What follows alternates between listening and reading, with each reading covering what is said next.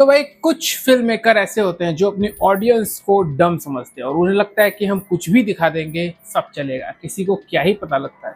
और कुछ film maker ऐसे होते हैं जो अपनी ऑडियंस को ग्रो करा देते हैं, अपनी मूवीज के थ्रू हमें सोचने पे मजबूर करते हैं। उनमें से ही एक हैं क्रिस्टोफर नोलन, जिनकी नई मूवी जो कि बहुत ही एपिक मूवी है दी ओडिसी थिएटर में लग चुकी है।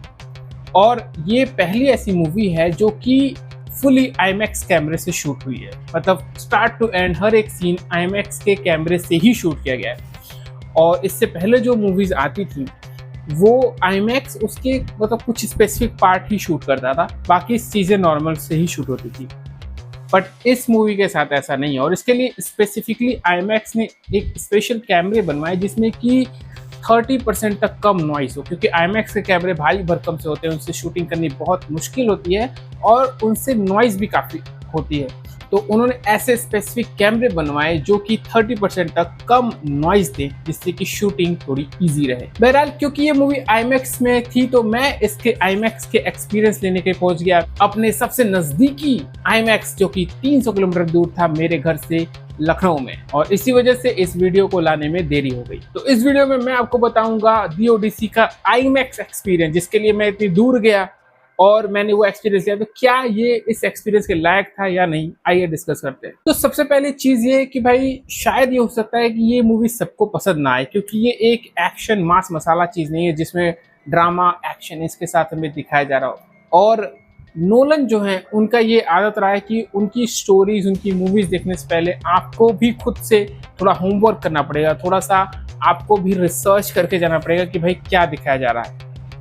क्योंकि नोलन का ये मानना है कि वो अकेले मेहनत क्यों करे, वो अपनी ऑडियंस से भी मेहनत कराते हैं। इस मूवी को देखने के लिए आपको इसकी बेसिक स्टोरी पता होनी चाहिए, जो कि मैंने इससे पहले इसको देखने के लिए प्रॉपर एक दो वीडियोस देखी यूट्यूब पर जाकर के कि भाई इसकी हिस्ट्री क्या है, ताकि मुझे आइडिया रहे कि भाई मैं देख क्या रहा हूँ। सर आपको ओवरव्यू दूं तो द ओडिसी जो है वो ओडेसियस नाम के एक ग्रीक योद्धा के ऊपर स्टोरी है और वो एक लड़ाई में जाते हैं और फिर लड़ाई को जीत करके आते हैं। पर अपने घर वापसी के दौरान उन्हें किस तरीके की मुसीबतों का सामना करना पड़ता है, वहाँ क्या होता है, और उस घर वापसी में जो एडवेंचर है, बेसिक कहानी यही है इस चीज़ की।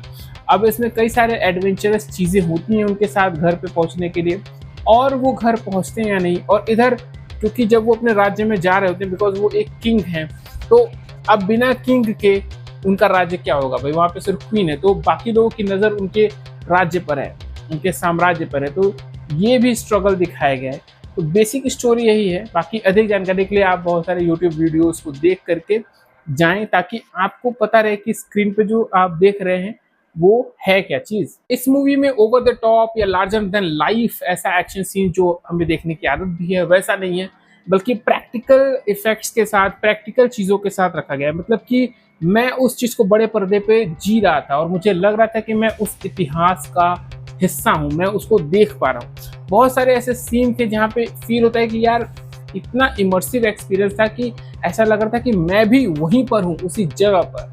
अब आईमैक्स तो मैं गया था विजुअल एक्सपीरियंस के लिए कि भाई क्या ही विजुअल्स होंगे, मजे आएंगे, और मैं सरप्राइज था इसके साउंड डिजाइन को लेकर। और मैं कॉन्फिडेंटली ये बात कह सकता हूँ कि आज तक मैंने जितनी भी मूवीज देखी हैं, जितने भी बीजीएम सुन रखे हैं, भाई इस मूवी का साउंड डिजाइन सबसे बेस्ट है। अब वो आप आईमैक्स की वजह से था या किसकी वजह से था वो मैं नहीं कह सकता, बट जो भाई ये साउंड आ रहे थे, जो इसका बीजीएम था यार, अलग ही लेवल का था। बीजीएम अपना काम कर रहा था, दा ऐसे कभी टेंशन बिल्ड कर रहा था, कुछ इस तरीके के साउंड इफेक्ट्स थे जो हमने कभी सुने ही नहीं है। हॉरर एलिमेंट्स थे इसके अंदर।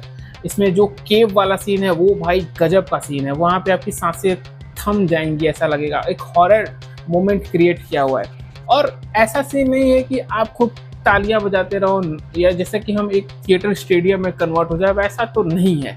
सिंपली आप बैठ करके देखते चले जाओ, एंजॉय करते जाओ, वैसा चीज़ है। तो ओवरऑल जो ये आईमैक्स का एक्सपीरियंस था वो मेरे साथ इतना अच्छा था कि शायद अब मैं इस मूवी को कभी दोबारा नहीं देखूंगा। बिकॉज दोबारा मैं अगर मैं नॉर्मल चीज़ में देखूंगा, वापस से टीवी में देखूंगा, तो मेरा वो एक्सपीरियंस खराब हो जाएगा। तो इसी वजह से ये एक बेस्ट एक्सपीरियंस रहा आईमैक्स का, मज़ा आ गया। हालांकि ये जो मूवी है इसकी लेंथ लगभग 3 घंटे की है और इसमें कई सारे लंबे लंबे कॉन्वर्सेशन है, जिनकी वजह से ये मूवी थोड़ी लेंदी फील होगी। आपको पेशेंस के साथ देखना पड़ेगा। अगर आपके साथ वैसा इशू है कि भाई हमें कुछ ना कुछ तुरंत हर 2-2 मिनट या 5-5 मिनट में देखने की अगर आदत है, तो वहाँ पर फिर आपके पेशेंस का टेस्ट हो जाएगा भाई ये मूवी। तो पेशेंस के साथ देखें, ज़रूर अच्छा लगेगा, एक्सपीरियंस लें इस मूवी का, मज़ा आ जाएगा। और इस मूवी को मैं रेट करूंगा 8 आउट ऑफ 10 स्टार्स। एंड अपना फीडबैक ज़रूर दें। थैंक यू सो मच इस वीडियो को अगर आपने यहाँ तक देखा है तो।